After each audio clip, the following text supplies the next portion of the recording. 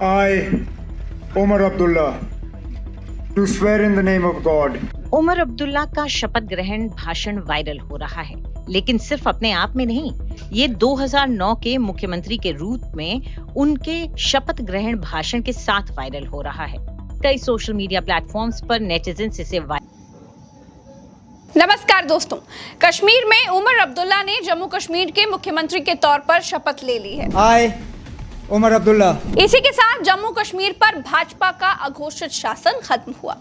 शपथ ग्रहण में शामिल इंडिया गठबंधन के लोगों की तस्वीरें बता रही हैं कि कश्मीर में बदलाव तो आया है। कश्मीर के लोगों ने भारतीय जनता पार्टी को बाहर किया है और इंडिया की सरकार बनाई है। खास बात यह भी है कि कांग्रेस उमर अब्दुल्ला की सरकार में शामिल नहीं है, वो नेशनल कॉन्फ्रेंस को बाहर से समर्थन दे रही है। मुख्यमंत्री बनते ही उमर अब्दुल्ला ने पहला बड़ा फैसला लेकर सबको चौंका दिया। उमर अब्दुल्ला ने जम्मू क्षेत्र से डिप्टी सीएम सुरेंद्र चौधरी को बना दिया है। जम्मू हिंदू बाहुल है और वैष्णो देवी मंदिर की वजह से धार्मिक इलाका भी है। उमर अब्दुल्ला ने कहा है कि हम जम्मू को ये महसूस नहीं होने देंगे कि इस सरकार में उनकी आवाज नहीं है। साथ ही दूसरा बड़ा फैसला ये लिया है कि वो जम्मू कश्मीर में कहीं भी जाएं, उनके लिए सड़क पर कोई अलग से कोई व्यवस्था ना की जाए, उनके लिए कोई ट्रैफिक न रोका जाए। नेशनल कॉन्फ्रेंस के नेता उमर अब्दुल्ला ने शेर कश्मीर इंटरनेशनल कन्वेंशन सेंटर में 11:30 बजे शपथ ली।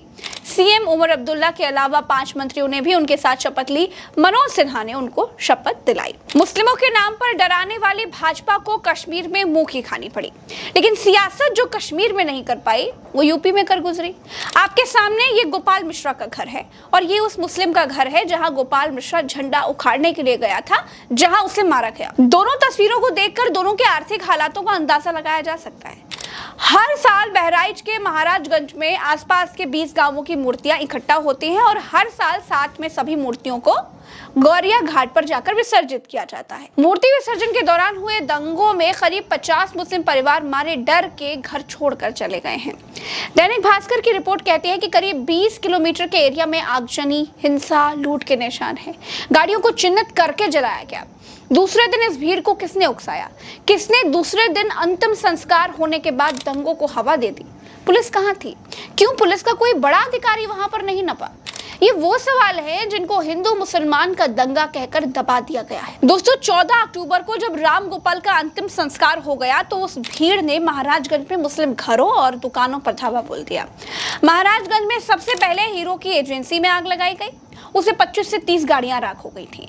ये एजेंसी अरुण शुक्ला के नाम से थी, लेकिन स्थानीय लोग बताते हैं कि इसमें जो पैसा लगा था वो सिराज का लगा हुआ था और ये बात वो आग लगाने वाली भीड़ को पता थी। इसी के बगल लखनऊ सेवा अस्पताल भी फूंक दिया गया। ये भी एक मुस्लिम का ही था। चांदबारा इलाके में करीब 20 घरों में आग लगाई गई, लूटपाट हुई। यहाँ एक मुस्लिम महिला ने बताया कि भीड़ उनके सामने वाले गांव में आई और आग लगाने लग गई। फिर उनकी तरफ आई और उनकी बेटी की शादी को 2 महीने बचे हैं। उनके घर में गहने और पैसे रखे हुए थे। उनके बेटे बहू अपनी बच्ची को लेकर भागे, साथ में उनके गहने भी थे। धान के खेतों से होते हुए वो आगे पहुंचे तो भीड़ मिल गई। उसने सब कुछ छीन लिया। एक बिटिया की खोपड़ी फोड़ दी, भाई को मारा और पोती के हाथ पर मारा। मुसलमान है, बस ये लेना देना। सलमान के नाम पे लोग मार रहे हैं, ऐसा करते हैं साहब। एक और मुस्लिम व्यक्ति मोहम्मद इलियास कहते हैं कि जब लोगों की भीड़ यहाँ पर आई तो हम लोग धान के खेतों में भाग गए। दुकान से करीब 10 क्विंटल लोहा उठा ले गए, 50 किलो से ज्यादा रिंच उठा ले गए, कई पाइप थे वो सब कुछ उठा ले गए। दोस्तों, इस घटना का आरोपी अब्दुल हमीद और उसके परिवार को बताया जा रहा है। अब्दुल ज्वेलर है और उसके 4 बेटे हैं। सबसे बड़ा है पिंटू, जिस पर पहले से गैंगस्टर एक्ट लगा हुआ है। वो नेपाल में अपने ससुराल में रहता है। उससे छोटा रिंकू घर पर ही रहता है। इसी पर राम गोपाल को गोली मारने का आरोप है। तीसरे नंबर वाले लड़के का नाम है सबलू। चौथे नंबर के बेटे की उम्र है कुछ 16 साल। 4 में से 3 लड़के अब्दुल हमीद के साथ घर पर ही दुकान पर रहते थे। एक बेटी रुखसाना है अब्दुल ने, जिसकी शादी करीब 4 साल पहले बहराइच में ही कर रखी थी। इतनी बड़ी 20 गांवों की मूर्तियों के साथ मूर्ति विसर्जन हो रहा था। स्थानीय लोग बताते हैं कि सुरक्षा के नाम पर केवल 2 पुलिस वाले और 4 होमगार्ड थे। क्यों पुलिस नहीं भेजी गई? क्या जानबूझकर दंगे होने दिए गए?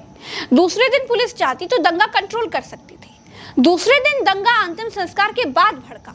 गोपाल मिश्रा की हत्या के आरोपी अब्दुल के घर के दोनों तरफ हिंदुओं के मकान हैं। सामने मस्जिद है, बगल में पप्पू जायसवाल का घर है। इसी घर की छत से रामगोपाल मिश्रा अब्दुल की छत पर गया था, जहां उसे बाथरूम के शेड से गोली मारी गई। छत पर कांच की बोतलें भी मिली, जिसका इस्तेमाल हत्या में हुआ, ऐसी आशंका जताई जा रही है। दोस्तों याद रखिए, दंगा कभी होता नहीं है, दंगा कराया जाता है।